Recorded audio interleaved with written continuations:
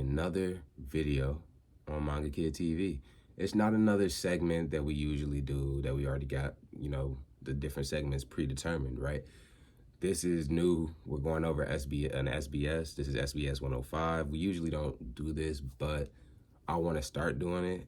And also, this has a good amount of character development for Zoro in it, as you would say.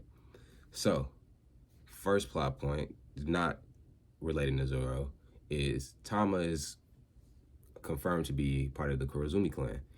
And yes, I am happy about this. This is kind of cool. Like this is we all assumed it basically, but I'm kind of glad it's confirmed because one, it also brings up like if Orochi knew this information, I feel like he would have definitely tried to make Tama like take her under his wing. You feel me? Because they're the same clan. They're blood. They're family. So I feel like he would have tried to. You feel me?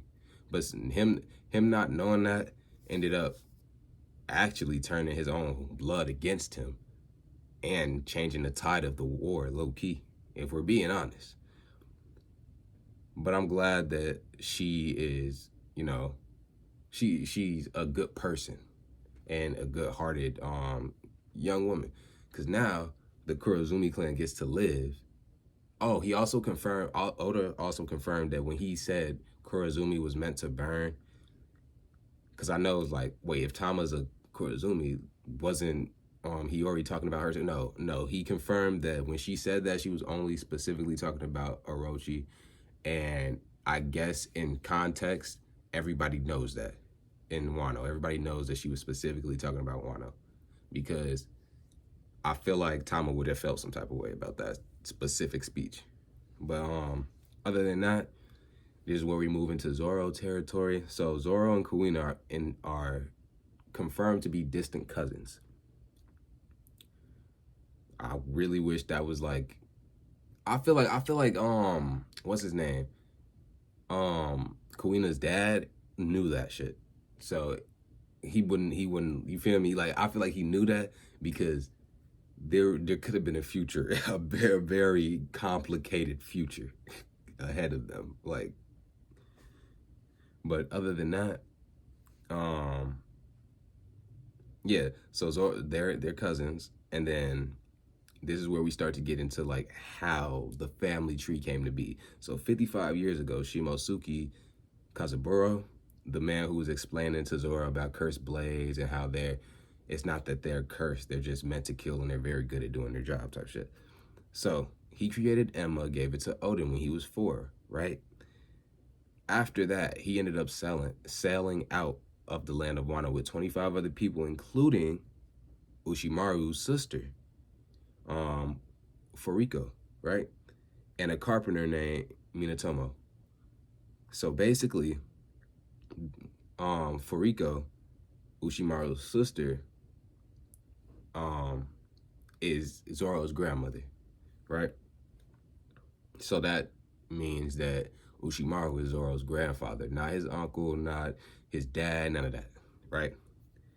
So then, 52 years ago, they ended up saving a village in the East Blue from bandits, and that becomes Shimosuke Village, right? Now, Shimosuke Kazaburo ended up meeting a village girl there and started Kuina's family tree over that way.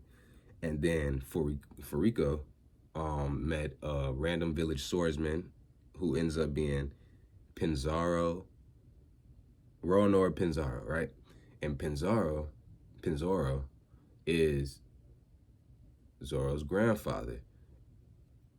And then from there, Shimosuke Koshiro and an unnamed person ended up, coming together to make Kuina, right? Then Roronoa Arashi, who is Zoro's dad.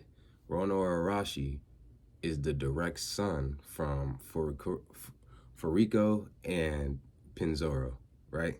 So Roronoa Arashi, he ended up dying in a battle with pirates. So it's kind of ironic that Zoro ended up becoming a pirate, which is kind of weird. That's just a little tidbit on that. But yeah, so basically he ended up dying in a fight with pirates defending a village or something, defending the village or something, probably something like that. Or he might have just went out to sea and died. Something like that. Right? And then, which is kind of crazy, but I guess it's not that crazy because Zoro's technically a criminal as a pirate. But anyway, a criminal's daughter is Zoro's mom. Her name is Tara, and she ended up dying of an illness. So that's why Zoro doesn't have his dad, and that's why he doesn't have his mom, and why he was running around by himself just fighting people and nobody really looking after him type shit. So here's what I want to say about this. I hope we do get to see like an image of Tara and an image of Arashi sometime like in the canon manga, because I feel like if he revealed, this is just how like, so he revealed this in the manga, in the SBS, just like he revealed Kid's backstory. And he did the same thing with Law, and then we ended up seeing Law's backstory in the manga. So I'm assuming that both of these two plot points, Kid's backstory and Zoro's backstory, are going to be pushed more and expanded upon more in main story, especially with everything going on in the manga. You know how crazy it's getting right now. Now, I do think next time we see Tama, she understands and knows that she's a Kurozumi. And then even if she doesn't know, I feel like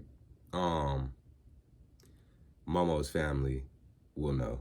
You feel me? Like, I feel like the Kazuki family will end up figuring it out. Or their grandfather might tell them like, oh yeah, she's a Kurozumi, but I didn't want to make the same mistake that we made with Orochi's family and continue the cycle of hatred, right? So technically, everybody was griping on this. Everybody had a problem talking about, oh, she said the Kurozumi should burn. The cycle of hatred ends up continuing. It's not going to stop. But since Tama's on their side and Oda confirmed that she was specifically talking about Orochi, so it's not like so even though it says Kurozumi was made to burn, she's really saying Orochi was meant to burn. That's really what she meant to say. And it could even be the case where Tama's like, I don't give a fuck about the Kurozumi name. I'm basically a Kazuki at this point. So just Kazuki Otama at that point, like, you feel me? But it really don't matter, but it matters, you feel me? Like, it could really come back into play where it matters to a point. But after being influenced by Ace, Luffy, Momo, and Hiyori, and seeing how fucked up Orochi was, I don't think it's really gonna matter at all. But that's pretty much everything that was in the SBS, everything relevant that was in the SBS. We really don't. It was something about the Marines where they got their rice crackers, but don't nobody give no fuck about that. Make sure you like, comment, subscribe, hit the post notification bell so you always know when I post. And if you want me to do more, like cover more SBSs, then I definitely will do that. Just comment down below if you want me to, or just get it to what, like 10 likes. 10 likes at the very least. I don't really, me personally, I like expanding upon people's backstories and everything, especially with the kid thing, because I got a kid video coming up expanding upon everything. Everything kid related, his feats, his crew, his backstory, like how the fight with Shanks might go. So yeah, if y'all want more SBS information to be covered, comment down below or get this to 10 likes. And I'll see y'all later. Be smooth.